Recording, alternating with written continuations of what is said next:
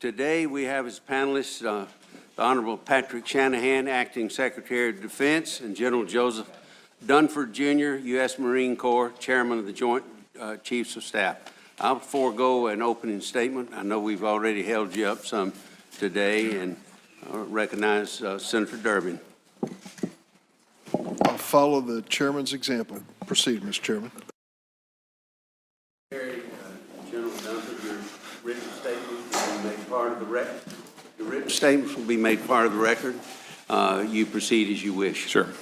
Chairman Shelby, Vice Chairman Durbin, distinguished members of the committee, thank you for this opportunity to testify in support of the President's budget request for fiscal year 2020.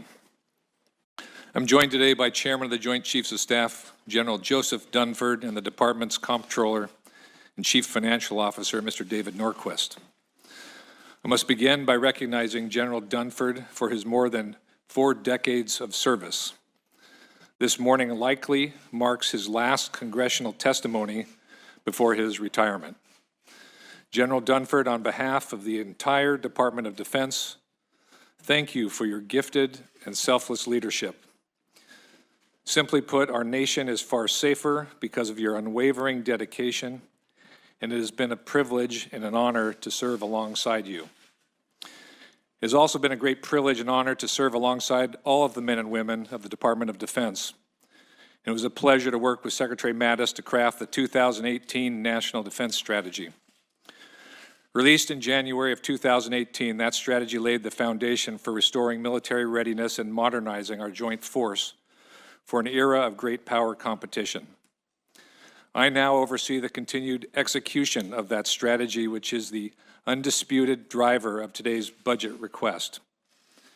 It was extremely helpful for the department to receive authorization and appropriation bills on time and at the requested top line last year, which marked the first time in a decade a defense appropriations has been enacted by the beginning of the fiscal year. The strategy you supported last year is the same strategy we are asking you to fund this year. The $750 billion top line for national defense enables DOD to maintain irregular warfare as a core competency, yet prioritizes modernization and readiness to compete, deter, and win in a high-end fight of the future. This budget is critical for the continued execution of our strategy, and it reflects difficult but necessary decisions that align finite resources, but necessary decisions that align finite resources, but necessary decisions that align finite resources, but necessary decisions that align finite resources, but necessary decisions that align finite resources, but necessary decisions that align finite resources, but necessary decisions that align finite resources. It also increases our total end strength by roughly 7,700 service members and provides a 3.1% pay increase to our military, the largest in a decade. Now to the specifics. The top line slates $718 billion for the Department of Defense. Of that total, the budget includes $545 billion for base funding, $164 billion for overseas contingency operations. Of the OCO funds, $66 billion will go to direct war and enduring requirements, and $98 billion to fund base requirements. To round out the numbers, $9.2 billion will fund emergency construction, including support for hurricane recovery and border barrier efforts. Here I must note the Department appreciates this committee's support for hurricane recovery. Thank you for approving the $600 million reprogramming, which will help start our recovery efforts. I ask for your support for a hurricane supplemental to address the remaining $1.8 billion in critical facilities, restoration, modernization, and sustainment, maintenance, and equipment replacement needs for FY19, as well as the budget request of $3 billion in military construction and operation maintenance to continue recovery efforts in FY20. As this committee fully understands, no enemy in the field has done more damage to our military's combat readiness in years past than sequestration and budget instability. And there is no question today our adversaries are not relenting. In short, we cannot implement the NDS at sequestration levels. Sequestration will not only halt our progress in rebuilding levels. Sequestration will not only halt our progress in rebuilding levels. Sequestration will not only halt our progress in rebuilding levels. Sequestration will not only halt our progress in rebuilding levels. Sequestration will not only halt our progress in rebuilding levels. Sequestration will not only halt our progress in rebuilding levels. Sequestration, we cannot start new initiatives, including increased investments in cyber, nuclear modernization, and missile defense I just mentioned. Second, our funding would be in the wrong accounts. And third, we would lose buying power. We built this budget to implement our national defense strategy, and I look forward to working with you to ensure predictable funding so our military can remain the most lethal, adaptable, and resilient fighting force in the world. I appreciate the critical role Congress plays to ensure our warfighters can succeed on the battlefields of today and tomorrow. And I thank our service members, their families, and all those in the Department of Defense for maintaining constant vigilance as they stand always ready to protect our freedoms. Thank you. General Dunford. Chairman Shelby, Vice Chairman Durbin, distinguished members of the committee, thank you for the opportunity to join Secretary Shanahan and Secretary Norquist. I remain honored to represent your soldiers, sailors, airmen, and Marines. Well, much of the discussion this morning is going to focus on the challenges we face. I want to begin by assuring you that your armed forces can today deter a nuclear attack, defend the homeland, meet our alliance commitments, and effectively respond should deterrence fail. I believe we have a competitive advantage against any potential adversary defined as the ability to project power and win at the time and place of our choosing. But as members of this committee know, 17 years of continuous combat and fiscal instability have affected our readiness and eroded our competitive advantage. And Chairman, Secretary Shanahan went through the details of the budget, so I'll forego that and let the rest of my remarks be covered in the statement I've submitted for the record, and I look forward to your questions. Without objection, so ordered. Much. I'll have several questions, and the others I'll ask to be put in the record, and hope you, for the record, and ask you to answer them for the committee. It's been about a year since the Department of Defense received its first request from the Department of Homeland Security. As the border and humanitarian conditions have evolved over the past several months, you have received multiple additional requests to include support for construction of a physical barrier and additional support from the National Guard. It's my understanding that there have been 7 requests, at least so far. Secretary Shanahan, could you tell us here, give us an update on the status of DOD's operations at the border, as well as provide your best judgment of how much support you could provide without negatively affecting other DOD missions?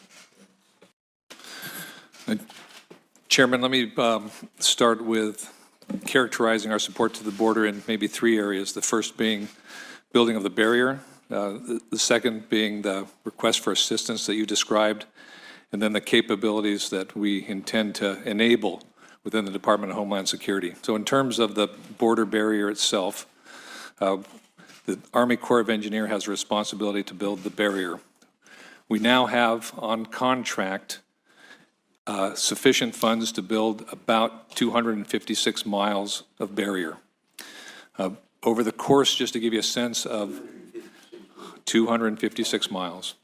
And that represents DHS funds from 17 and 18, as well as federal or Treasury forfeiture funds, as well as reprogramming.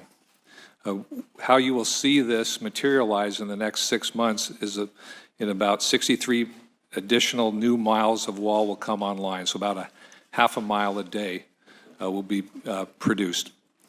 The RFAs, as you described about a year ago, we received our first request, and I think as of this morning we have 4,364 troops on the border. It's a mixture of guard and active. The primary role is doing monitor and detection, of which we have approximately 1,167 performing that mission, but we have a broader set of missions which range from logistical support to aviation support, food service. I mean, there's the whole host of those. We, to more broadly answer your question, in terms of readiness, we've seen no degradation to readiness. In fact, in some cases, it's enhanced our readiness because the troops get to perform certain functions. And then the chairman and I, and maybe ask the chairman to describe how we're supporting DHS. I mean, we have a history in the department of doing border control. And we've supplemented DHS with leadership so we can address how to more effectively control the southwest border. Chairman, maybe you could provide a little commentary. Chairman, what we did was we have there's a position on the Joint Staff Assistant to the Chairman, and that individual typically supports the Secretary of State. We've offered him up to the Secretary of Homeland Security to put together an interagency planning team. As the Secretary said, although the commitment to the border hasn't impacted our preparedness for other missions at this point, what we wanted to do is get into a more predictable mode of the requirements that the Department of Homeland Security has and do better at integrating across the government. So we provided a 2-star plus a number of planners to the Department of Homeland Security so that we can lay out the next couple of years based on the assumptions of the numbers of migrants that we'll find at our border, based on the capacity of Homeland Security and their growth over time, and then obviously based on the support that they'll need from the rest of the government. So what we're hopeful to do is to have, in fairly short order for the Secretary of Homeland Security, a much more predictable, comprehensive plan for the next couple of years.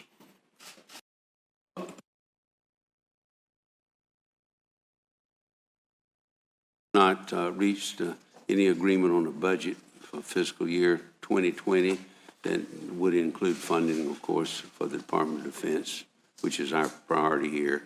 We don't know what the outcome is going to be. We're working at it. Senator Durbin and I will be on top of it, but could be a long haul this year, as you well know. I have a number of questions I'm going to submit for the record in where we can move on. Dealing with China, advanced information networks, dealing with hypersonic missile investments. You're very familiar with all of this. Concerning the technological edge that we cannot cede to China or to Russia or anybody.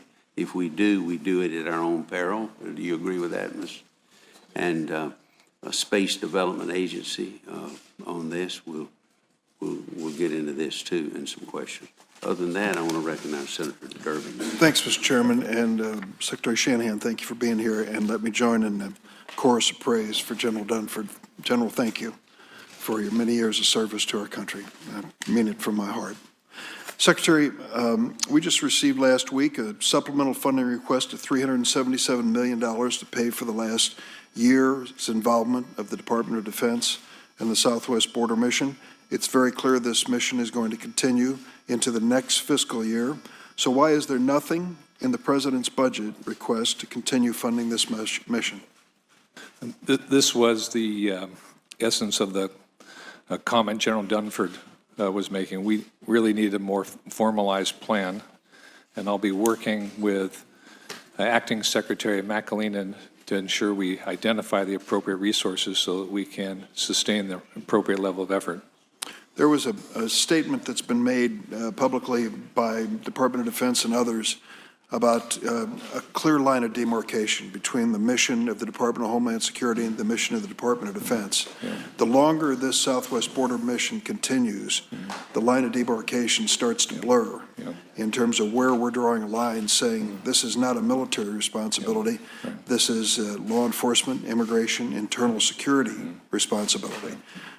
What assurance can you give us that this age-old line of demarcation will be respected? Yeah, there'll never be a blurring of the line in terms of law enforcement. We do not provide law enforcement. We never have. We never will. Our role is to support DHS. I know it is, but let me ask you specifically. I understand that HHS has visited 8 Department of Defense installations looking for sites to house unaccompanied children. They include Great Lakes Naval Station in my home state of Illinois. So in this relationship between HHS and the Department of Defense, where do things stand with their request for military housing? They've made requests to us to provide housing. Our role in providing housing to them would be turnkey. So if there's something that's identified that we agree to support, we would prepare and then hand the keys over to HHS. When will the decision be made as to whether military housing will be provided? I'm going to ask David Norquist to answer that question. David? Let me take it for the record in terms of when we have that. For the record, okay. Secretary Shanahan, last week many of us participated in a classified briefing on threats in space. We certainly have incredible capabilities in space, and there's no doubt that we need to protect them. However, it's not clear how the proposal for a space force would improve the effectiveness of 15,000 space professionals who are currently on the job. Why does it make more sense to establish a $2 billion Space Force bureaucracy within the Air Force or separate from it? Would it be better use of taxpayers' dollars to invest that funding into new satellites, new rockets, and new approaches? Thank you for that question. The $2 billion, in my view, is overstated. I think that detracts from the real value of the Space Force. The fundamental proposition of the Space Force is, given the change in the environment that space is now contested, is the status quo sufficient? It isn't. The Space Force represents two significant changes. One is provide the command authority when it comes to protecting our economy and our defense assets. That's a fundamental change in mission, that we resource that. And then secondarily, how do we deploy new capability that isn't burdened by red tape and leverages so much of the commercial innovation that's occurred in space? And maybe I'd ask Chairman Dunford for his comments from the perspective of, he's seen the Pentagon face problems before, and our approach generally is we react after something negative has occurred. I really think we're on the front end of helping to ensure that we sustain our competitive advantage. Chairman? Vice Chairman Durbin, what I would say is that an organization that is singularly focused on recruiting people, training people, the path of capability development, the doctrine in space, has a better chance of giving us the kind of focus that I believe we need. I've watched this now over the last couple of years. I've been on my own personal journey on the Space Force to make a recommendation. In 2017, I wasn't convinced that we needed a Space Force. Over time, I have been convinced, based on the eroding competitive advantage we have vis-a-vis China and Russia in particular, and what I see to be the future, the interdependencies we have, that an organization, again, that has that singular focus would posture the department to better deal with one of only 5 domains that we have in our warfighting doctrine. I'm going to close with one question, and at the risk of spoiling your plans to publish a book, I'm going to ask you, after 40 years of service in our military at the highest levels of leadership, what is it as your part that you would point to as the most significant development or significant challenge that we face? You know, Vice Chairman, first, there's no danger of spoiling the book that won't be written. I can assure you of that. But the one thing that, I came in, my Painter base date is 1975. So I was around as a platoon commander during the Vietnam days. And so when people talk about a hollow force, I was actually on active duty in 1980 when it was a hollow force. And what we had was an imbalance between our people, our training, and our equipment. And I have lived through now the development of the force that we have today. And I give our Vietnam veterans a lot of credit for rebuilding the force after Vietnam and the force we have today. And I would just tell you that the single biggest change I saw was a qualitative change in the people that we have on active duty from the 1980s, 1990s, and through today. And I think the men and women that we have today, in terms of their intellect, in terms of their fitness, in terms of their commitment, is really the most important thing we have. And I think we all know that, but I walk away having that lesson reaffirmed to me over the last couple of years. Chairman, thank you. General Dunford and Secretary Shanahan, thank you for being here. General Dunford, thank you for your service to our nation. My understanding is this is your 26th budget hearing. My condolences for that aspect of your career. But I do want to pay tribute to you and express gratitude on behalf of all Kansas and Americans for your lifelong service to our country. You and I met for the very first time in the Oval Office, but it was the Oval Office at the Reagan Defense Forum. And I remember it well, and pleased to be there and to get acquainted with you.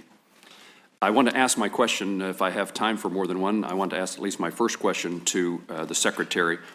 Mr. Secretary, according to an October 2018 GAO report, the Department of Defense, I'm quoting, the Department of Defense faces mounting challenges in protecting its weapons systems from increasingly sophisticated cyber threats. We met almost a year ago to discuss this topic, cyber vulnerabilities in weapon systems, and relying on, the fact is that we rely on less than a dozen red teams across the services that are NSA certified to conduct threat analysis and assessments of DOD systems. You and I had a productive conversation, and the Director for Operational Test and Evaluation formally documented in their annual report much of what we discussed, recommending red team capacity and retention options must be increased to meet the demands of testing, training, and other assessment activities. However, these red teams, in my view, and I would think in yours, lack programmatic funding to adequately staff, train, and equip them to emulate advanced cyber threats.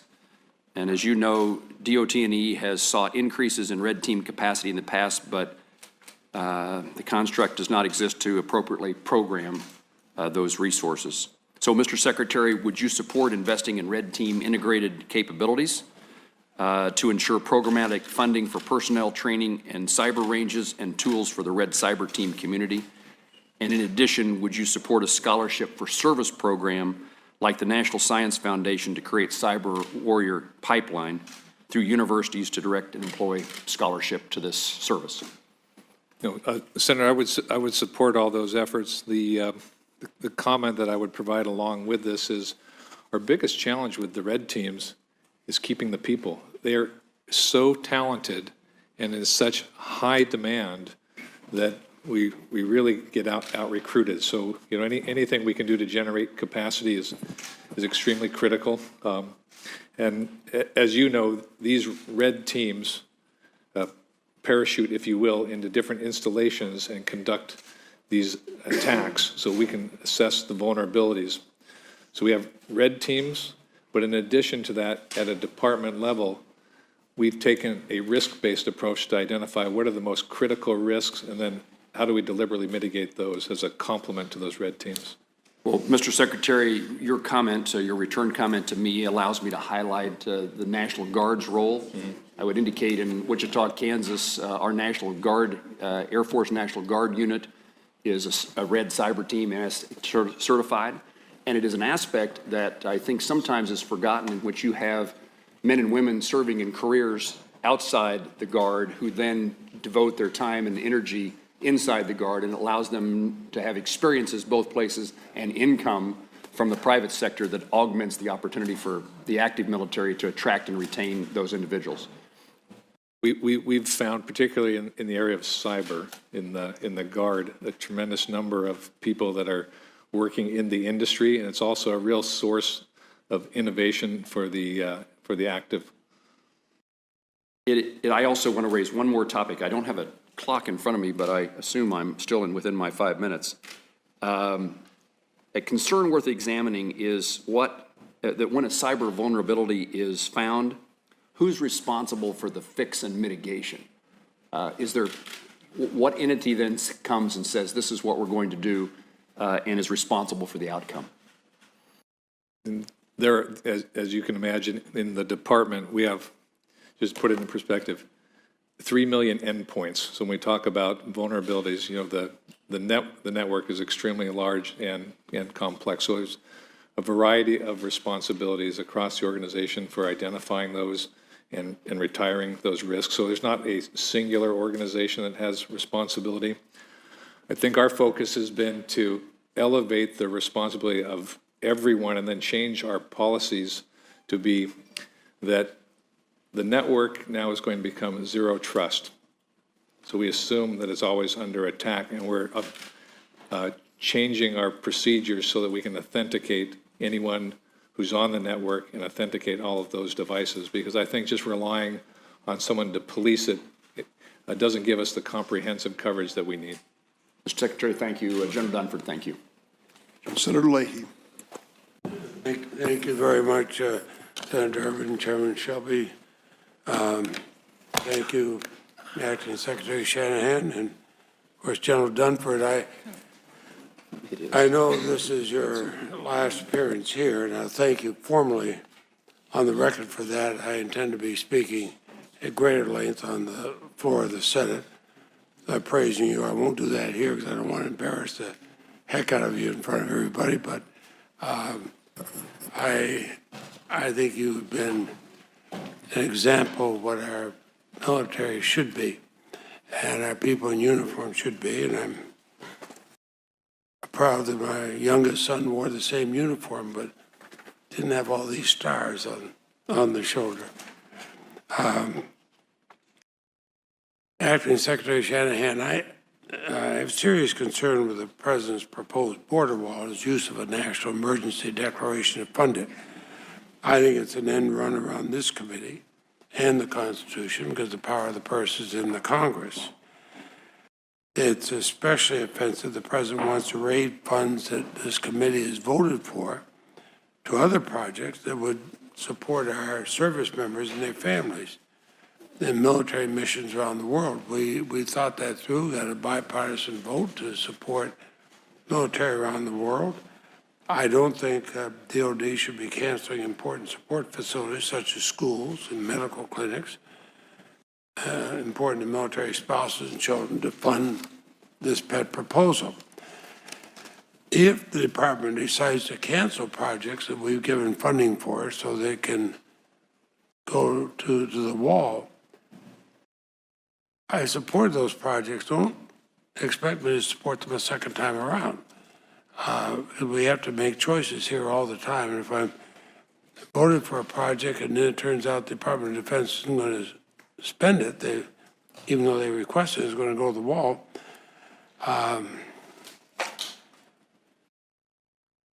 As one senator, I'm not going to vote for additional funds to replace those projects, needy as they are. So when will Congress be informed which projects or any, if any, will be deferred or canceled in order to fund the wall? Well, in terms of when the Congress would be informed, the process right now is we have two steps. We have the authority under 284, and then we have the one you're referencing, which is the military construction under 2808. The Secretary put out direction about a month ago asking the Chairman and the Joint Chiefs of Staff to look at the requirements for that and make sure it met the legal requirements. That report, to answer your question, that report is due to him, I think, in the next few days this week, and that will give him the basis of the information that the Secretary would need to make a decision. Because I asked this question, we asked, for example, the folks from Camp Lejeune, which had enormous damage. We voted for money to repair it. Is that money going to be taken? I just use that as one example. I've been to Camp Lejeune. My son trained there at Camp Lejeune, and I've seen what the devastation is there. Is there going to be money there? Can you tell us that our men and women in uniform and their families are not going to be adversely affected by these canceled projects? So for the project, You know, there's been a lot on TV, for example, housing that's got mold and vermin and so on. Sure. So the issues that relate to housing, those aren't funded through the military construction account. Those would not be affected. Those are ones where there are contractors responsible for meeting those standards, and the services have processes in place to hold them to those standards. What about readiness? Will anything be detracting from our readiness? So with regard to readiness, the focus of the process is to ensure that if we have to identify projects to become sources, we look at ones that don't start till later. As you pointed out, there's a request pending for the additional funding to backfill it, and that will become the Yeah, but that's where you may have some problem. Understood. If we funded it once and you take the money away, it's going to be hard to see them compete with other projects later on. The money may well not be there. General Dunford, Acting Secretary Shanahan was in my office yesterday. We talked about my trip to Vietnam, which I think was successful. We had 8 Republican and Democratic senators who joined, saw firsthand security cooperation value of Da Nang and Bien Hoa Air Base, the remediation projects, which I've discussed with you and I've discussed with Ms. Shanahan, your predecessor. And I realize we're an open hearing, but can you discuss the strategic value of increased security cooperation with the government of Vietnam? General. Senator Leahy, thanks. I'd start by telling you that in our national military strategy, when we looked at our source of strength, we said it was a network of allies and partners that we have since World War II. And so when we look at the Pacific and we talk about a free and open Indo-Pacific, our strategy there, you'd have to consider Vietnam as a critical partner in ensuring a free and open Indo-Pacific. And what we seek in the Pacific, of course, is a group of like-minded nations that will collectively act to ensure that we maintain international law, open access to the global commons, and in a legal way of addressing territorial disputes. And so I think Vietnam in those areas has indicated a shared interest in a free and open Indo-Pacific. And so I think Vietnam is very important in that regard. Sending our aircraft carrier there must have sent quite a signal throughout that part of the world. Senator, I think what it sent was a signal of the relationship between the United States and Vietnam, but more importantly, again, it was a physical manifestation of Vietnam's agreement with us on how we ought to address that free and open Indo-Pacific. When we went to Bien Hoa, and of course where the U.S. is helping clean that up, there was a strong feeling from the Vietnamese that that's a strong indication from us. Thank you, Mr. Chairman. Thank you. Senator Blunt? Thank you, Chairman. Back to another Space Force question, and it may not be in this budget yet, but on the National Reconnaissance Organization, a sort of shared entity between Intel and Defense that largely has been run, I think, as an Intel entity, but with full Defense access. I would have some concern about the unique character of that organization changing, and wonder from either General Dunford or the Secretary if what's the thought process on the National Reconnaissance Organization? Senator, the integration in terms of the information and the data that we would share is, to me, the most vital piece that we have to protect. So as we continue to invest in new capability, assume for today that the organizations remain separate. The ability to share and pass information timely and effectively is what the Space Force really works to address. And so when Betty Sapp was there, and now with Sue Gordon, whether we want to call it formally or informally, on a technical basis, we've remained aligned. We don't know how organizationally things will evolve in the future, but it's so important that we build the pipes, if you will, so that there is no latency and delay in how we share information. Because in the future, where artificial intelligence is so critical, it's getting the data to the algorithms. And so building that network is where I think the Space Force and staying aligned is so important. Well, I think those are obviously the right goals. I just think there's a uniqueness here.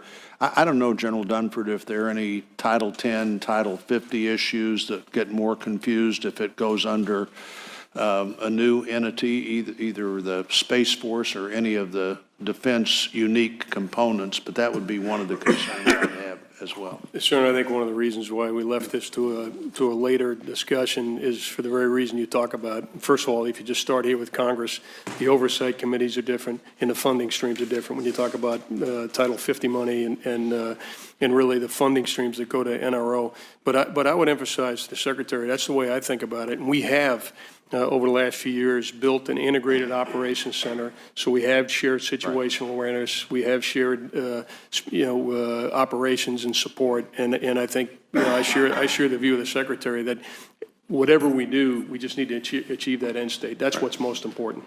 And I believe what you're both saying is that that's the way it's working now. So thinking carefully about this, if the goal we want to achieve is to be sure we continue to have That's right. ongoing forward movement in what we have now would be important.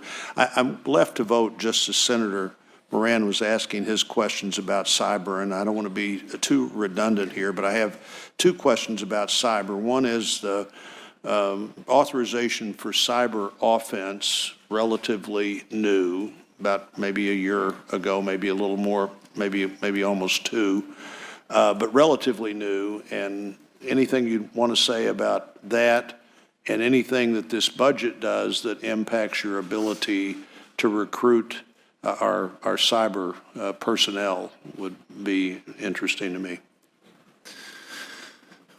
Maybe the first question that you had, the authorities are extremely important because we need a deterrence. Building thicker castle walls and higher castle walls is not the way to survive in this with this new cyber threat, and the threat continues to grow. So having a deterrent effect is very important. That's why the offensive authorities are critical. And you now have those. We do. Right. And cyber warriors, how hard are they to find, and what are we doing to find them? Well, I was going to say this budget has a double-digit increase in terms of resources to cybercom, and I've spent a considerable amount of time with General Nakasone, not just simply on how do we generate more cyber warriors. I mean, that really is a jewel that's been created there in NSA and cybercom. So, retention there really comes from how you treat your people, and he's really a supreme leader in that regard. The budget, I think, reflects a prudent investment in the capabilities that we're going to need in the future in terms of encryption and quantum. And as this threat continues to evolve, it is just like space, an area where we need to make the right investments for the technologies that won't mature for another 5 or 7 years. Thank you. Thank you, Chairman. Senator Reed. Thank you very much, Mr. Chairman. Mr. Secretary, on Sunday evening, the National Security Advisor announced that the U.S. is deploying a carrier strike group and a bomber task force to CENTCOM in response to a number of troubling and escalatory indications and warnings involving Iran. The threats were apparently significant enough not only to surge additional military capabilities in the region, but for Secretary Pompeo to cancel a meeting with Prime Minister Merkel and go to Iraq. But it took the department more than 2 days to share any information with the Congressional Defense Committees, and I sit on both. And frankly, I think that's unacceptable. If this is a serious situation requiring a response of this nature, we should be informed. So why were we not informed in a detailed and timely manner, and when will we receive a detailed, presumably classified briefing on what's happening? Maybe I can give you just an evolution of the course of events, and then we always owe you timely information. So, I mean, I think that's a responsibility we have here, and I believe Chairman Dunford has some time with you this afternoon. I would imagine he can give you a detailed update, but this is just, let me give you kind of a characterization of the events. Thursday morning, we were working in Venezuela with a whole of government. We received the indications and this very, very credible intelligence on Friday afternoon. We went to work understanding the sources and to get the teams turning on what does it mean and how might we respond. And I went for a run, and then Chairman Dunford called me up and said North Korea was now shooting rockets and missiles. Saturday, the chairman and I went through the intelligence with General McKenzie from CENTCOM, and it was really Sunday afternoon that you came back and said, here's what we're recommending. I need authority to proceed. I then coordinated with State Department and NSC, so it was really Sunday night before any real information was put together. So in an ideal situation, we would give you an update. You know, on Monday, I guess it's Wednesday, we should be more timely. Chairman, any? Senator Reid, the reporting notwithstanding, I just want you to know our focus over the weekend was to deter, we saw the intelligence, and so we sent some messages on Friday to make sure that it was clear to Iran that we recognized the threat and we were postured to respond to the threat. And then what I asked the Secretary for on Sunday, eventually Lincoln would have made its way to the Gulf. What I asked really was to accelerate the movement of the Lincoln and the Bomber Task Force so that there would be no ambiguity about our preparedness to respond to any threat against our people or our partners in the region. And that's why we worked pretty hard to do that, because what we didn't want to do is be in a position to respond. We wanted to make sure that we took as much action as we could over the weekend to actually deter that. But I understand your point on the reporting piece. Let me, Mr. Secretary, follow up with another question. Before Easter, I traveled to Iraq and Afghanistan, had the opportunity to meet with the President of Afghanistan, the Chief Executive of Afghanistan. In Iraq, I saw among several local leaders, the Prime Minister and the President. All of them suggested that the designation of the IRGC as a terrorist group was provocative and destabilizing. So that is for the record. But let me ask you, are you aware of any evidence that the IRGC or any other Iranian group is a associated force of al-Qaeda? Associated force being a key provision of the AUMF? Do you have any evidence of that? If you don't want to answer in open session, that's quite all right. Yeah, I think if we could do it in a closed environment. Yeah. Thank you. Senator Bozeman. Thank you, Mr. Chairman, and thank you all for being here. It's great to see Secretary Shanahan. We appreciate your leadership, and General Dunford, it's always good to hear you come and talk about how we can be a more lethal, effective fighting machine. Over the past 6 months, our services have dedicated a significant amount of resources to hurricane recovery. On our military installations, President Trump, I believe, is at Tyndall today, touring that facility. I'm going to be traveling to Camp Lejeune in North Carolina to inspect the damage there. Our military bases are still waiting on disaster relief from Congress as our service members continue to operate in poor conditions. Can you give us an update on the impact of the aid you all have received so far, if any, and what more is still needed? And then following up on that, if Congress doesn't pass a disaster aid package soon, how will that affect our readiness, which, again, is the name of the game? Yeah. So as the services respond to a hurricane, they have the immediate evacuation, then they've got to go through and assess the property, trying to do the repairs that they can do. They want to take care of all the folks who've been displaced.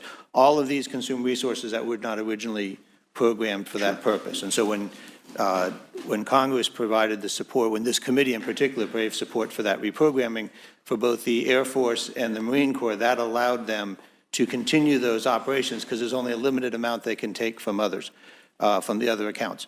The supplemental that the Congress is considering would be another very significant step forward in allowing them, particularly as we're dealing with facility sustainment, repair, and maintenance, which is this year's biggest requirement. As you look out over the next few years, they're going to have to start doing rebuilding. So there's about $2 billion in our request in 20 for the military construction to support that, and there'll be some that follows. But that additional support prevents them from basically disrupting training, delaying the repair and maintenance of the existing facilities, which they'd have to do in terms of realigning the funds. Right. So we greatly appreciate that support. Yeah, but generally, supplementals come through in a short period of time. This is not coming through. What's happening now? What's going to be the effect if we don't get this done soon? So what they end up doing is stopping repair and maintenance of other facilities across the country, and they start looking at potential training that would have to be affected at year end. So are we at that point now? I believe we are. I believe the Air Force has started to implement some of those controls even now. Yeah, very good. Like many states, Arkansas has been hit hard by suicide.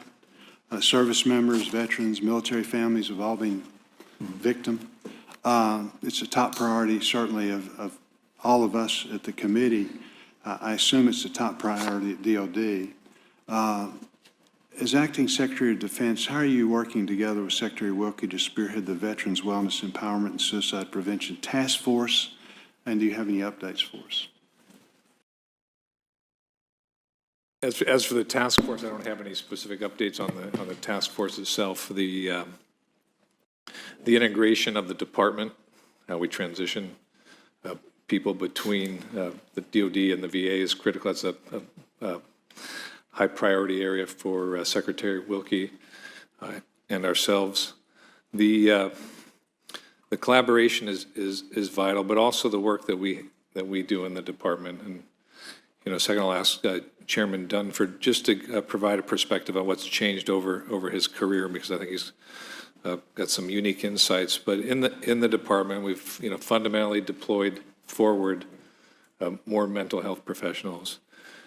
We also know that these issues aren't just about mental health. It's about being able to get support for when people have relationship problems or financial issues. So we've really expanded, our how we address suicide more broadly than just simply mental health. Chairman? Senator, when I first really worked on this issue institutionally, I was Assistant Commandant in the Marine Corps back in 2010. And at the time, we had a very stovepiped approach to delivering mental health care. And so I think there's probably two things that I think are promising developments.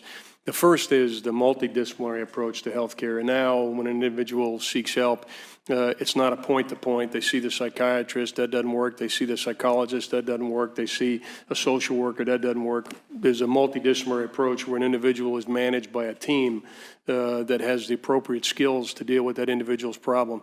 The other challenge that we had was, I think, a misinterpretation in some cases of privacy associated with medical care, in the sense that we didn't have the kind of sharing of information across command teams, chaplains, medical professionals, so that when we had an individual who needed help, we could identify that individual and take proactive action.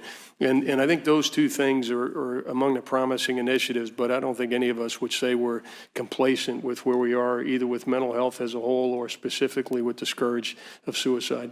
Thank you, Mr. Chairman. Senator Schatz. Thank you, Mr. Chairman. I'll start with General Dunford, and I want to talk about Guam. General Neller and I had a good exchange in the subcommittee, and we've talked about this on and off for many, many years. The basic question is some of the assumptions that went into the Guam realignment were based on lift and the availability of training areas, and that is not currently in evidence.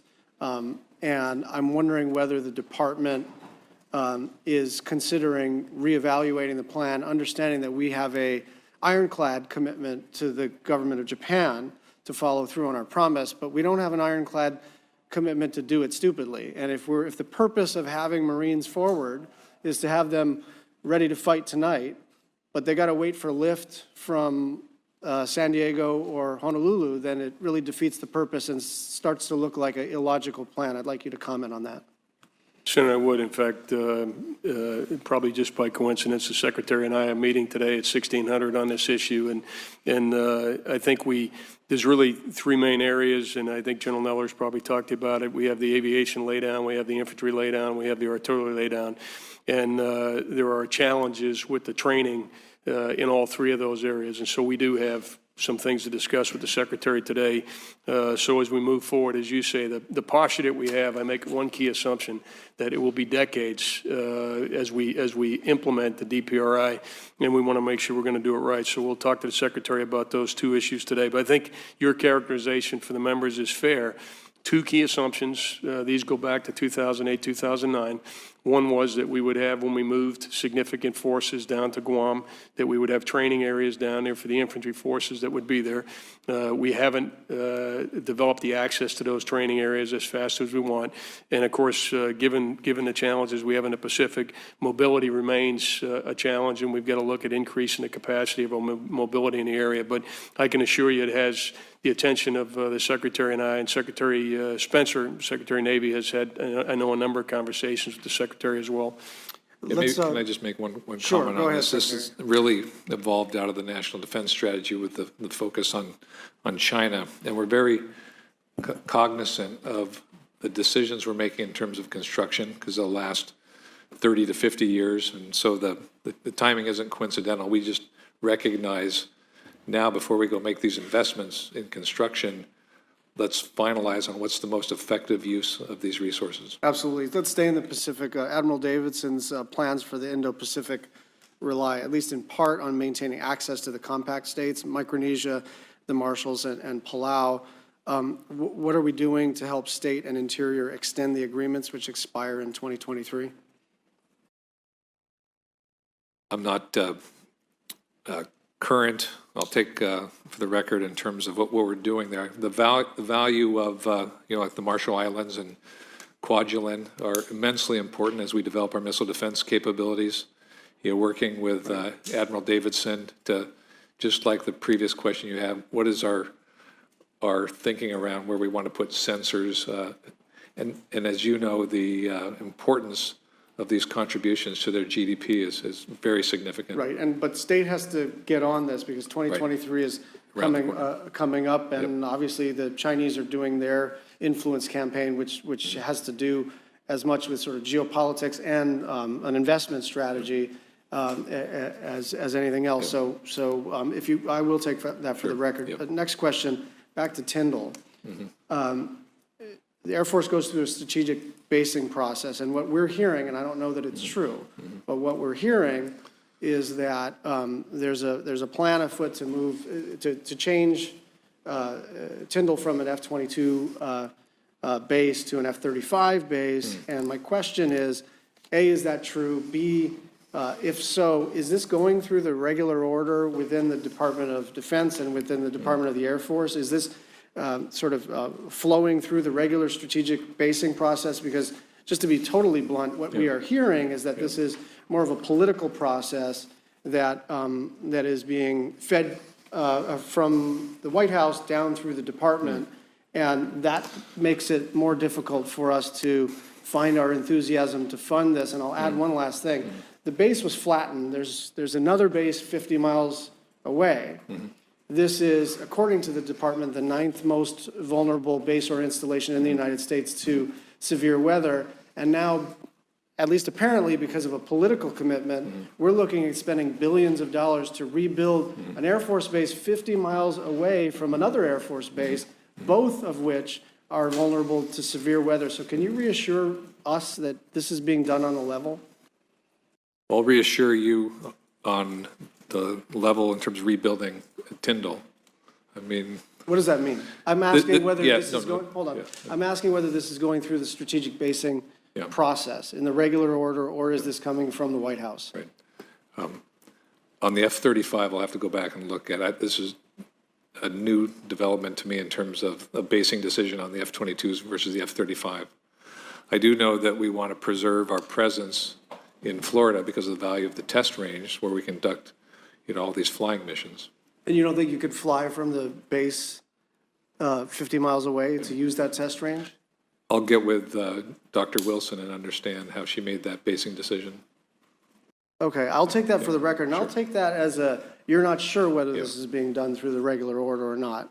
Well, I just want to validate how Dr. Wilson made that decision. Thank you. Senator Collins. Thank you, Mr. Chairman. General, let me first begin by thanking you for your many decades of dedicated service to our country. General, despite the administration's diplomatic efforts with North Korea, we still appear to be far apart in reaching an agreement on denuclearization. In March, it was announced that the Pentagon was canceling 2 additional large-scale military exercises with South Korea that were expected to be held this spring. I know that there are smaller scale exercises that are continuing to take place, but this cancellation concerns me. Do you believe that these smaller training exercises are adequate to maintain the readiness of our troops and allies, especially as tensions remain with North Korea's recent short-range missile tests this past weekend? Senator, I'll start by saying that I am absolutely confident that the training program we have in place right now will allow us to do what we talk about in the United States Forces Korea, which is fight tonight. And I speak for General Abrams on the peninsula and Admiral Davison. We did revise the training program on the peninsula, and we used to conduct large-scale exercises for 2 reasons. One, very high profile to deter North Korea, and the others to maintain proficiency and conduct training.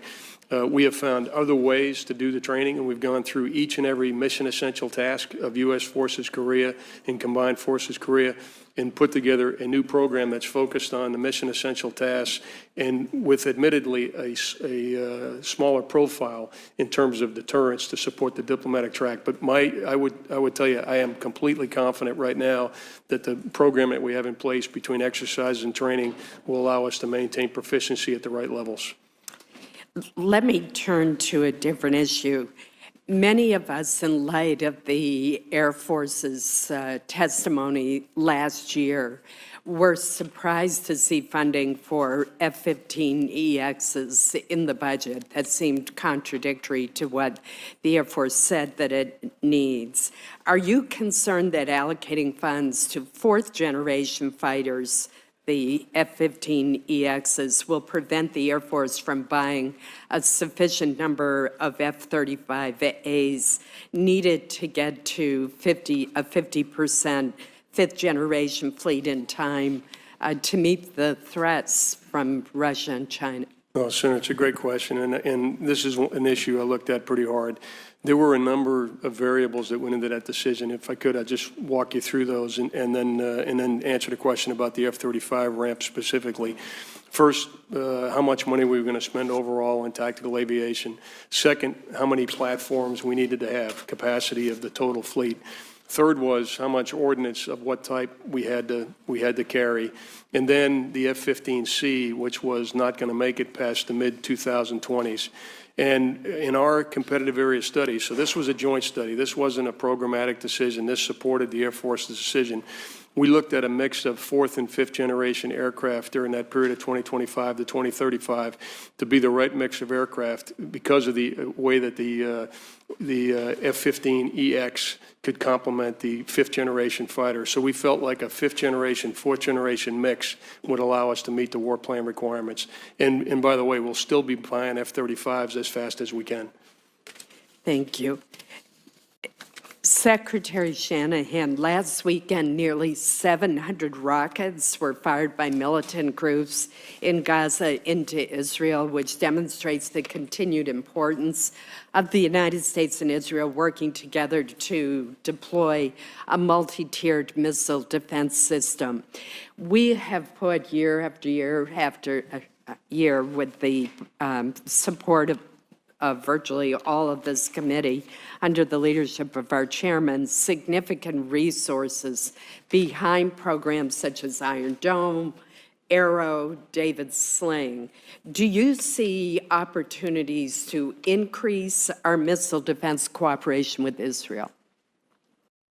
I do, and those investments, Arrow in particular, the Iron Dome, I think we're going to buy 2 batteries of Iron Dome. So when you think about, this is tactical missile defense. The capability that they've been able to deploy and mature has broader use than just in Israel. I think, the collaborative work between Missile Defense Agency and the Israeli Defense Forces has enormous benefit in the future, and I would continue to invest in that capability. Benefits both countries. Yes, absolutely. Thank you.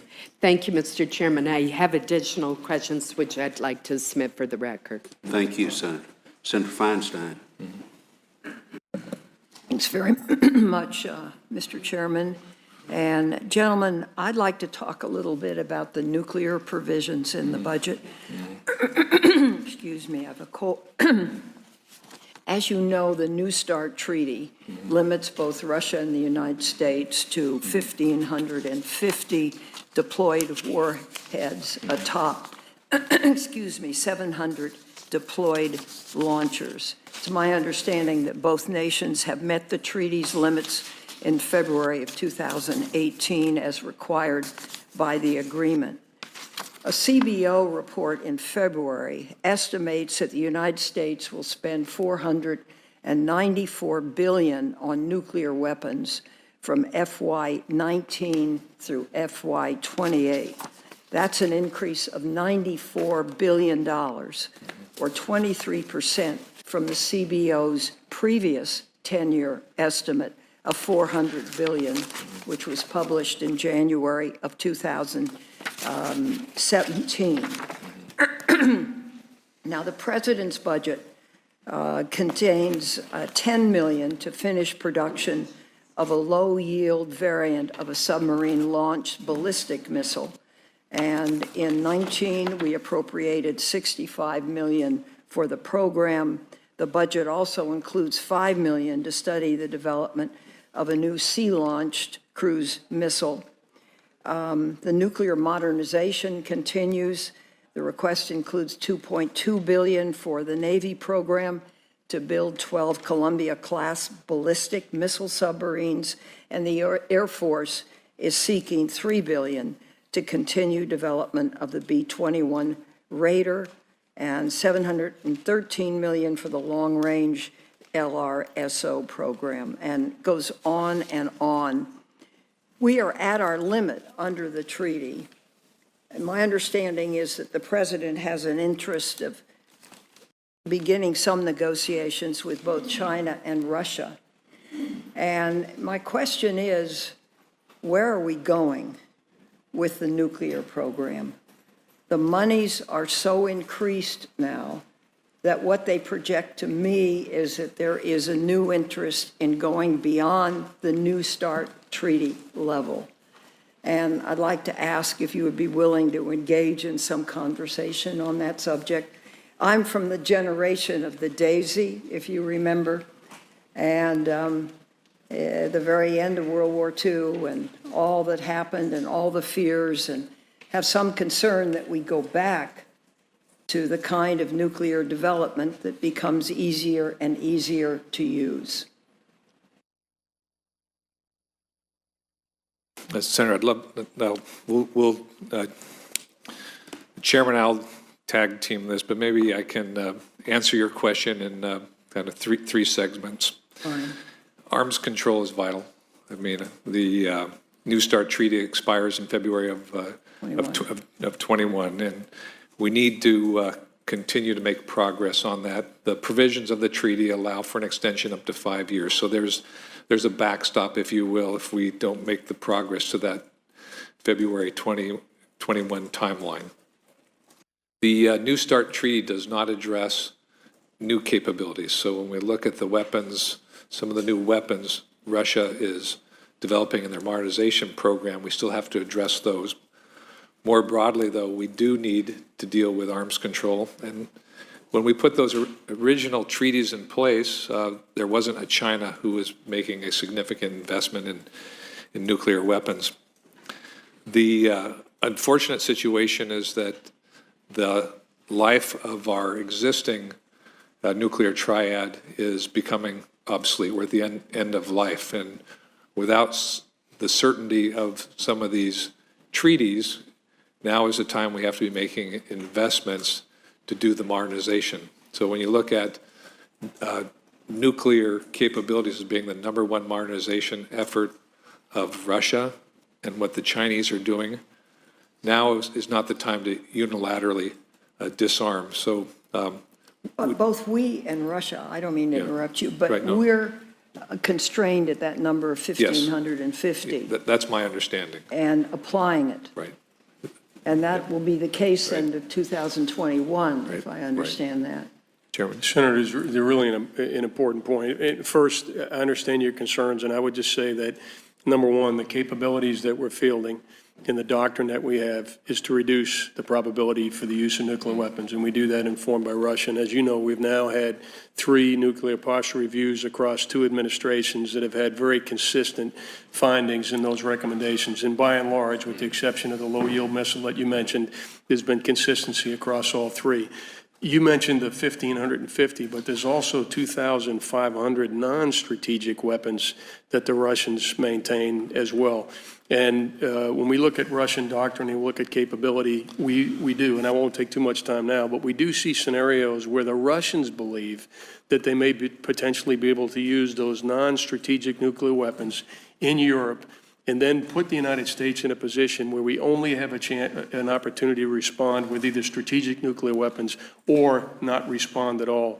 And so the low-yield nuclear weapon is actually designed to make sure that the Russians are convinced that there is absolutely no circumstances under which the use of nuclear weapons could result in a strategic advantage for them. So how does that justify this increase in spending?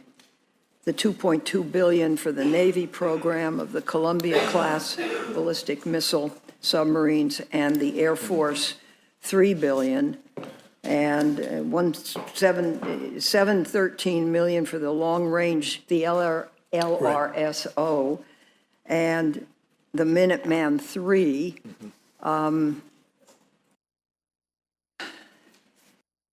Senator, so first, what you're doing is developing more low-class options. we're developing a low-yield option to ensure that we have deterrence across the spectrum.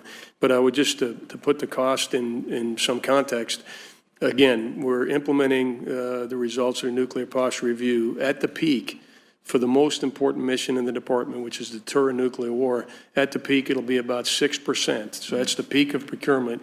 It'll be about 6% of the department's total obligation authority. And Senator, no question, we should seek to drive the cost down as low as we possibly can. But in context, for the most important mission the department has, having a safe, reliable, and credible nuclear deterrent is really what we seek to do. So just so I understand this, you are in essence saying that you are going for this large expenditure. It's an increase of $94 billion over the CBO's prior 10-year estimate of $400 billion. And those are the numbers that you're going to follow?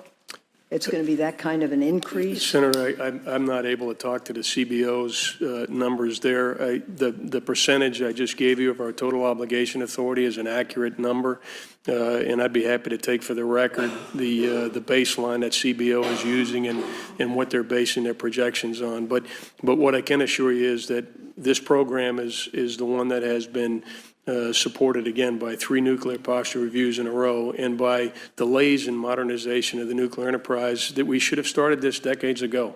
And we now find ourselves with literally the description of the bow wave of modernization where all 3 legs of the triad and the nuclear command and control capability all have to be modernized at the same time. Thank you. Thank you. Senator Hoven. Thank you, Mr. Chairman. Secretary and General, isn't it vital that we continue to invest in our nuclear mission in order to continue to make sure that we modernize it and, in fact, deter Russia and China as they continue to invest in their nuclear capabilities? The modernization is vital as you see Russia modernizing and China. Now is not the time to disarm. General? Senator, I couldn't agree more. I mean, that is the effort that the department has underway right now, is to make sure that we have a safe, reliable, and a credible nuclear deterrent well into the future. And that means the nuclear triad, all That three. means the nuclear triad, and an important element of that is the nuclear command and control capability as well. And do you feel that we are undertaking that nuclear modernization plan adequately to deter major adversaries like China and Russia that are making big investments in their nuclear capability? Our initiatives are completely informed by the nuclear posture review that told us what it would take to deter the use of nuclear weapons by an adversary. And obviously Russia and China, as you highlighted, are the two most significant nuclear adversaries we face, but not the only. Mr. Secretary? No, I fully agree with that. The nuclear triad has proven effective over 7 decades. This is really about modernization more than it is about delivering new capability or changing our doctrine. So the reality is we become less secure if we don't make these investments to upgrade and modernize our nuclear systems. Yes, Senator. Okay. Along with Senator Leahy and Senator Bozeman, I've introduced the Montgomery GI Bill Parity Act, which would allow members of the Reserve and Guard to utilize both the educational benefits under the GI Bill as well as the tuition assistance program, which active duty members can now do. And I would ask for your support for that legislation, both Mr. Secretary and General Dunford. Yes, sir. Okay, both are committed to supporting that. We'll review the language, and I'm happy to. Yeah, and we found, particularly for Guard members, that educational benefit is a huge factor in recruiting them, particularly a lot of these really high-tech people we need in some of these missions, and retaining them. Incredibly important. General Dunford, in regard to the Arctic, Secretary of State Pompeo, as you know, was in Finland, talked about the very aggressive posture of Russia and Chinese activities in the Arctic. Clearly, we need to do more. Do we have sufficient ISR capability in the Arctic? And I'm specifically talking about things like Global Hawk. Grand Forks Air Force Base, North Dakota, has that Global Hawk mission, has incredible reach, incredible potential to cover in the Arctic. Are we making the investment we need to, and is that the right kind of investment to make sure we're covering the Arctic? Senator, first, we're making the right kind of investment, but in candor, I have to tell you that I don't think any combatant commander would tell you today that they have sufficient intelligence, surveillance, and reconnaissance. We're probably meeting on a day-to-day basis. The recommendations I make to the Secretary probably meet somewhere between 30 and 40% of what the combatant commanders need. So there's a strong demand signal for additional ISR, and what we do for the Secretary is make recommendations of how to best allocate the ISR that we have today, and then as you'll see, we make continued investments in the future. And one of the reasons why we've invested more in space is that will be a significant enhancement to our overall intelligence, surveillance, reconnaissance capability. Mr. Secretary, anything to add on that? 2 things. We'll never have enough ISR. I mean, I think just given the current capabilities that we have. The chairman made mention of this, but I'll just maybe even make it more broadly. Space will enable unbelievable amount of Earth observations. So by 2025, I mean, these are estimates, commercially, and this is where we need to really tap into commercial innovation, there'll be persistent surveillance of the globe by 2025. And so how we do ISR will completely change as we leverage space and its capabilities. Final question then is for counter UAS capability. Again, being on the border, we have 900 miles of border responsibility out of Grand Forks. We have not only Grand Forks Air Force Base with ISR, RQ-4, but we also have Customs and Border Protection there, flying both manned and unmanned aircraft. What about countering the anti-UAS effort? We just passed legislation, preventing emergency threats legislation for DHS. Where are we in terms of your effort to counter some of the drone activity? Yeah, I've spent considerable time with General O'Shaughnessy in Northern Command, because when we think about this emerging threat, I really do think of these UAVs as something that's low cost, it's easy to manipulate. We need to develop the capabilities and the rules, because quite frankly, this airspace is shared by so many different authorities. So it's as much about rules to operate in space as it is the technologies to defeat them. It is a high priority for the department. We've deployed a lot of capabilities, OCONUS. So in terms of evolving the ability to detect and defeat, we're progressing as a department. Now I think it becomes, how do we work with the FAA? How do we share the airspace so we can defeat this emerging threat? Right, and DHS, because it's both battlefield and homeland. Absolutely. Yeah. Thank you. Thank you. Senator Baldwin. Thank you, Mr. Chairman. Secretary Shanahan, President Trump stated in the national security strategy that a healthy defense industrial base is a critical element of national security, and that the industrial base is dependent on the ability of the nation's workforce and industries to surge at a time of need. Additionally, the Department of Defense issued an industrial base report last fall, which expressed some concerns, and I quote, currently, the industrial base faces an unprecedented set of challenges: decline of critical markets and suppliers, unintended consequences of U.S. government acquisition behavior, aggressive industrial policies of competitor nations, and the loss of vital skills in the domestic workforce. Do you agree with these statements and concerns? I do.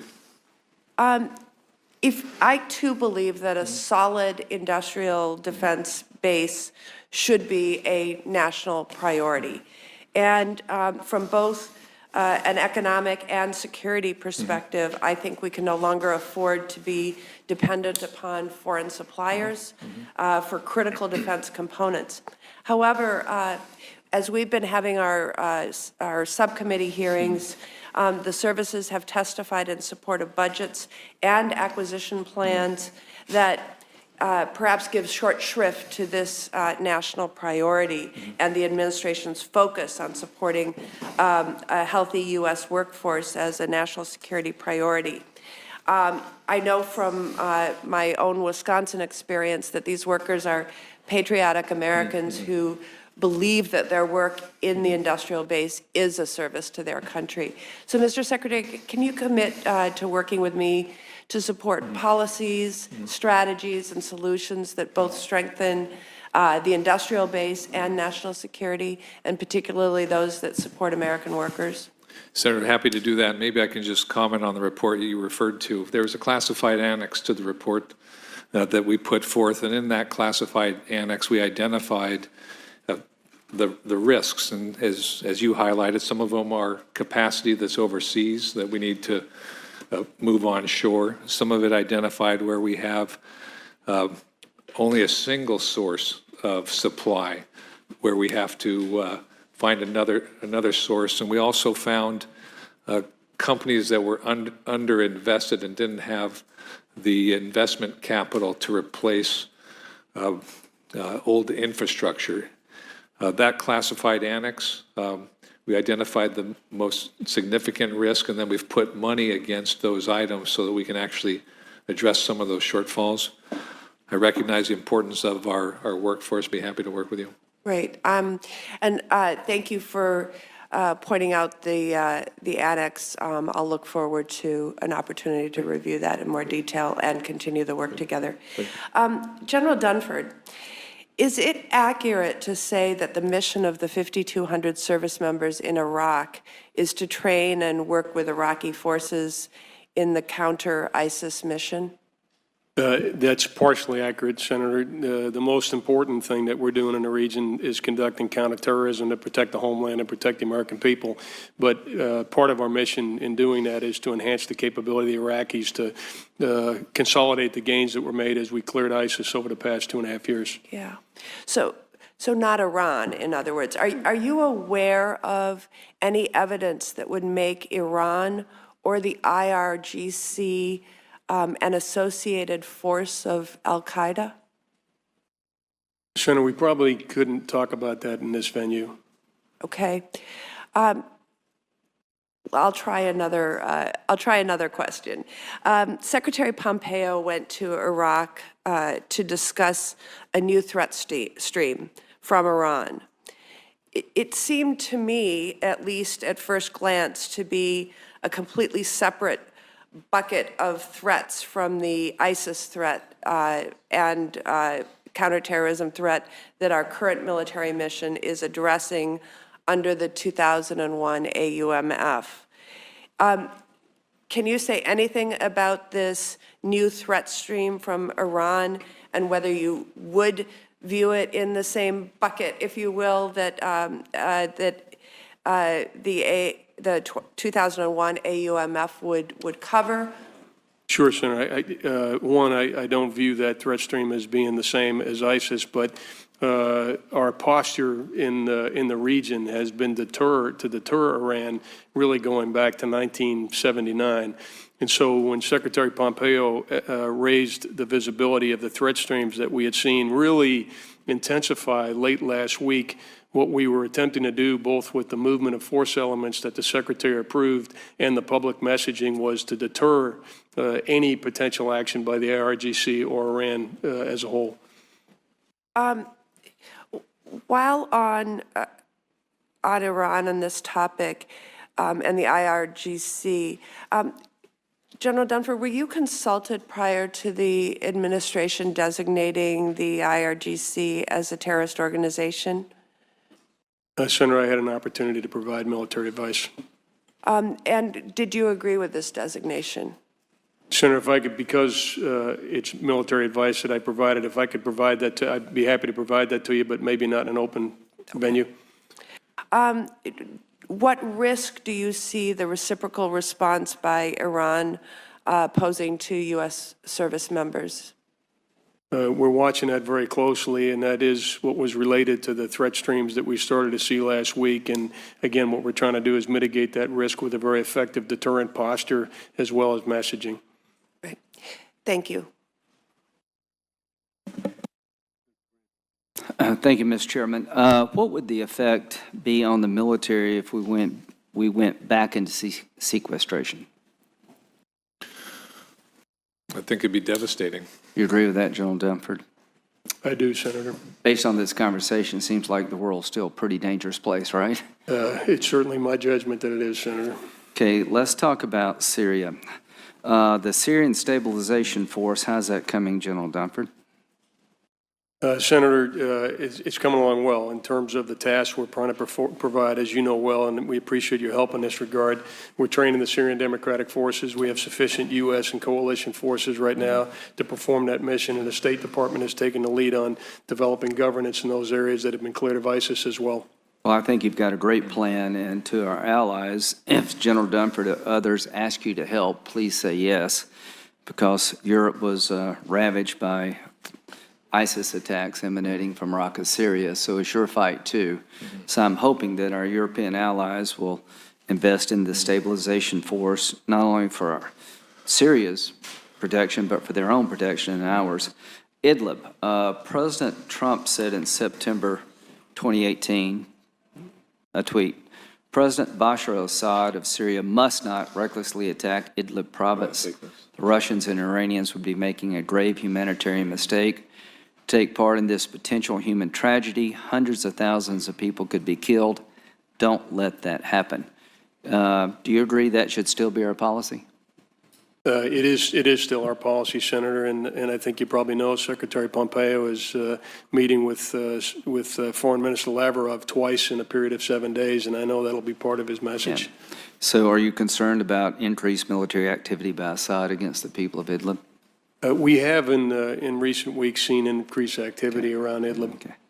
Well, I hope the president will actually retreat, and I appreciate what Secretary Pompeo is doing. Afghanistan. Secretary Shanahan, do you agree that the reason we have troops in Iraq is to protect the American homeland from a rise of radical Islam? I agree with that. Okay. Do you agree that ISIS-K is getting larger, not smaller in Afghanistan? I do. Do you agree that a counterterrorism platform is needed for a while to come in Afghanistan? Till the reduction of violence in Afghanistan is no longer a sanctuary. sanctuary. Right. Yeah. It's in our national security interest to have a counterterrorism platform. Do you agree that we'll never get a peaceful resolution until Pakistan denies the Taliban safe haven? I believe Pakistan plays an important role. Do you agree with that, General Dunford? I do, Senator. Okay.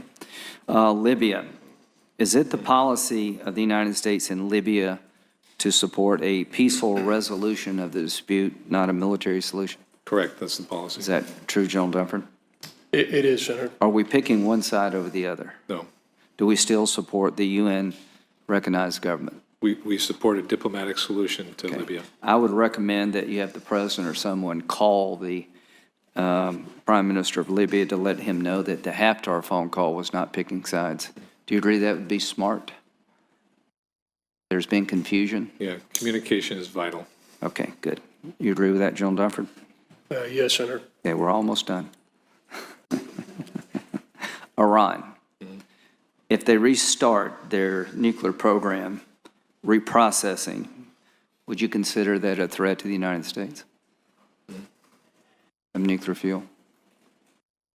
Senator, when we look at Iran, we see 4 threats that exist and 1 potential threat. So certainly a nuclear-armed Iran would be a threat to the United States, along with the use of proxies, the maritime threat, the cyber threat, and maritime threat. Do you agree with that, Secretary Shanahan? So I think if Iran restarts their nuclear program, we should consider that a hostile act and put all options on the table. Finally, about Iran. When we send American troops to Iraq and Afghanistan to protect our country and our allies from the rise of ISIS, do we owe it to them to protect them from all threats? We do. Under the law of war, is it appropriate for a lawful force to defend itself against all threats, General Dunford? That is consistent with LOAC. So if the Iranians have designs on attacking our troops in Syria and Iraq, they're there to protect American homeland against the rise of radical Islam like ISIS. We would have the ability to defend ourselves if necessary. Is that correct? Our forces deployed, make no mistake about it, Senator, have the ability to defend themselves. And everyone else. In case the Iranians are listening, they attack American forces in Iraq and Syria or any other place at their own peril? Our forces have the ability to respond immediately, and they don't need to come back to Washington to ask permission. And you will make sure they're defended? We will make sure to defend it, Senator. Yes, Thank sir. you. Thank you both. Senator Murray, you're just in time.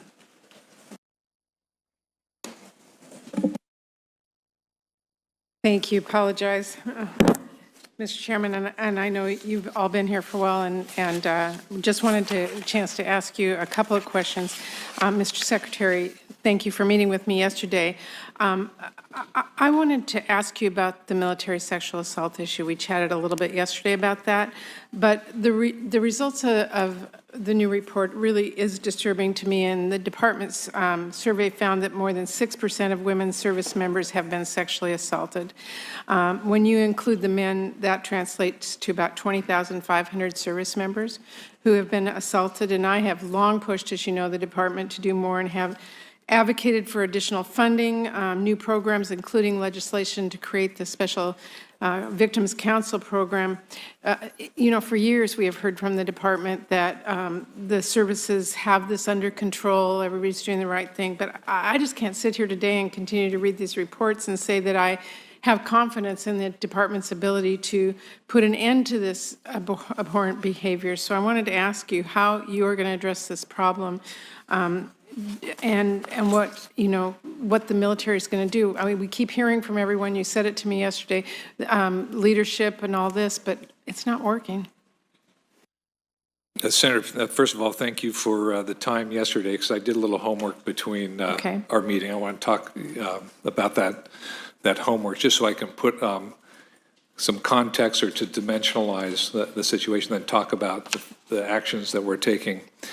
And also, thank you for asking the question, because I think it's really important that we, talk about what's working, because there's many things that are working. And I think if we look back over time, and these were the implementation of recommendations from Congress, there are things that have improved, and then there are things that aren't working. So maybe I can talk about what's not working and what we're focused on to address that. There's kind of 2 aspects to our focus. One is on the largest population, the problem, and then also the system itself. So maybe I just talk about the report. So when we talk about the 20,000, I think you said 20,500. assaults, that's an estimate. So that's not what's reported. So in the 2018, what was reported is the number of sexual assault cases that were dispositioned. There were 4,002 of those. What the department does is a survey, and that survey is to really get after the hidden side of this, because the actual number of cases don't capture everything that is happening. So there's a survey that goes out to all the members, and then they evaluate, it's not all the members, but a very, very significant population of the 2.1 million people. In that, they develop what's called a prevalence rate, and that's a factor then they apply to the number of cases that are reported. So they took that factor and applied it to the 4,002. That's how they derived the 20,000. And in that 20,000, the biggest population that's experienced the growth is women between 17 and 24. And that's where, if we said we want to really drive the numbers, that's what we'd focus on. And what we know about that population and these incidents is that it's peer on peer, that 85% of the victims knew the accuser, and nearly 2/3 involved alcohol. So for us as a department, the climate and the environment, that's where we need to be concentrated. When we look at the system, if you evaluate the report, of the 4,002 cases, about 29% of those were not within our jurisdiction. So if we look at how many cases we did and disposed of in 2018, there were something of the order of a little bit more than 2,800. Where there was sufficient evidence, we took action 100% of the time against the accused. Over half of those were court-martials, and the other half were other types of judicial action. We know we need to continue to improve the system itself, so that whether it's our ability to collect evidence, whether it's resources, accountability of commanders, or potential retaliation, that's also part of our focus. Okay, well, I'm not here to parse numbers, and I hope nobody is. But I would just say that these reports are relevant over years, and there is there is an increase in numbers rather than a decrease when the military has been focusing on this for a long time. So whatever's been happening is not working, and I'm beginning to think that, although I've not supported it before, that we need to put controls on oversight out of the department, because we just can't accept this. And as I said to you yesterday, you don't want your daughter going into the military if a high % of women are victims of sexual assault, and something's not working. So I'm deeply concerned, and I'll continue to follow this, as I know a number of members will. And we will work with you, and we don't accept the results, and we know we have to do better. Okay, thank you. Thank you, Mr. Chairman. Senator Udall.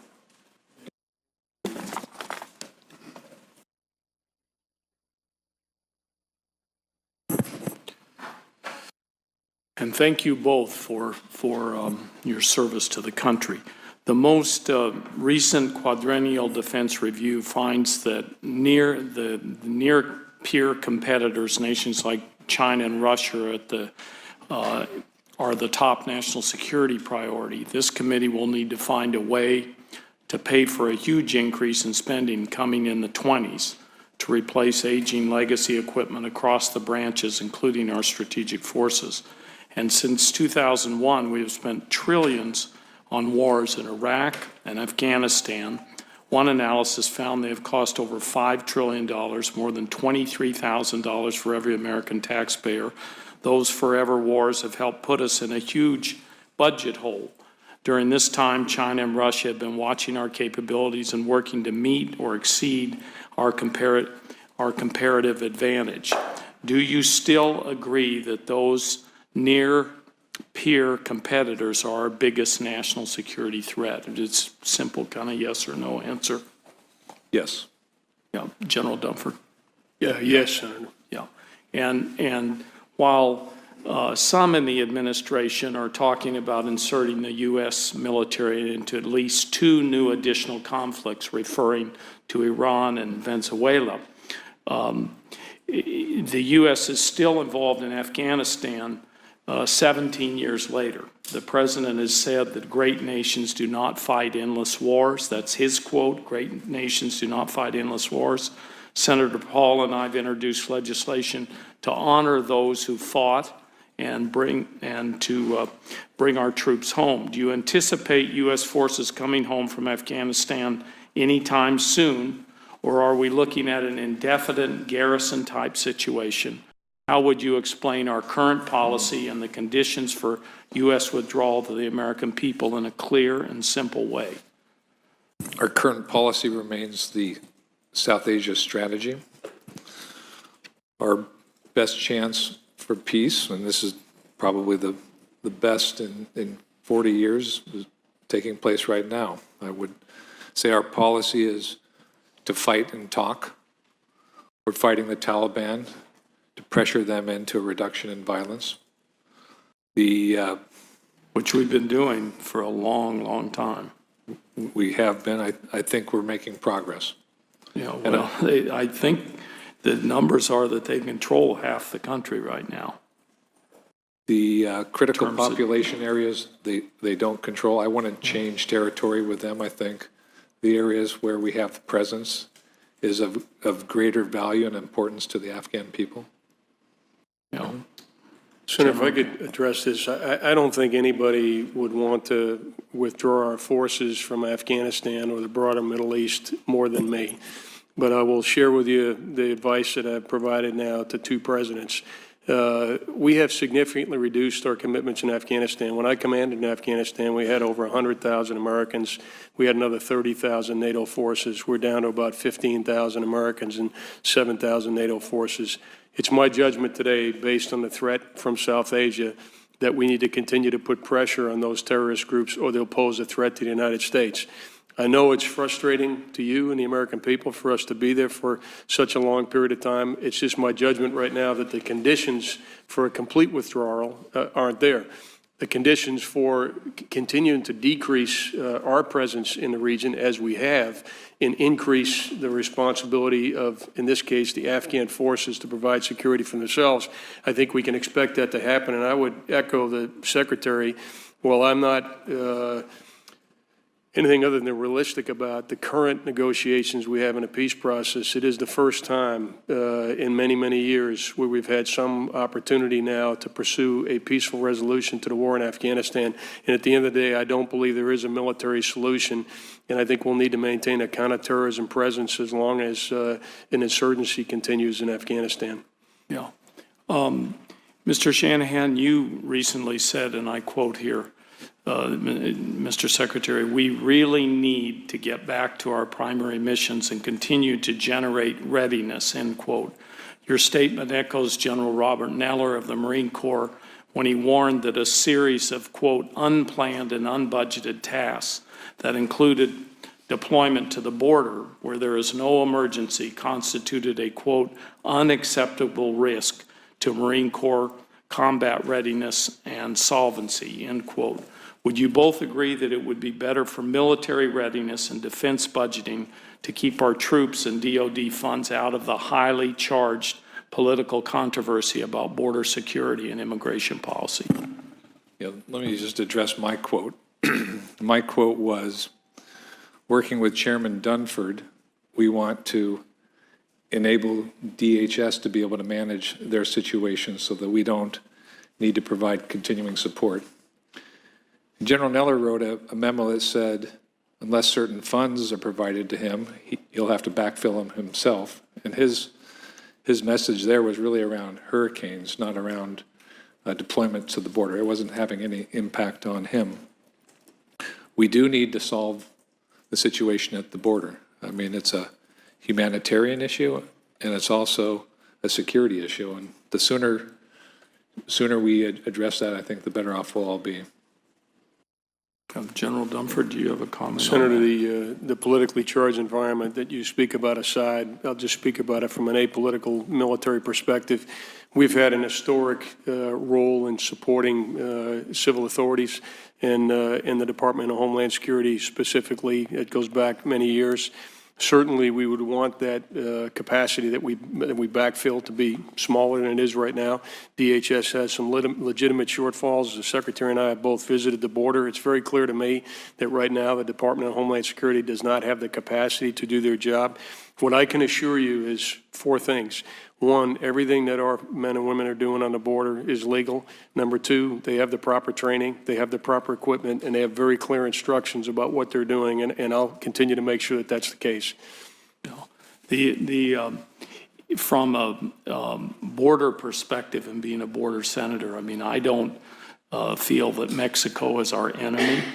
I think these asylum-seeking migrants, largely from Central American countries, I don't think they pose a serious national security threat. I think we do have a humanitarian threat.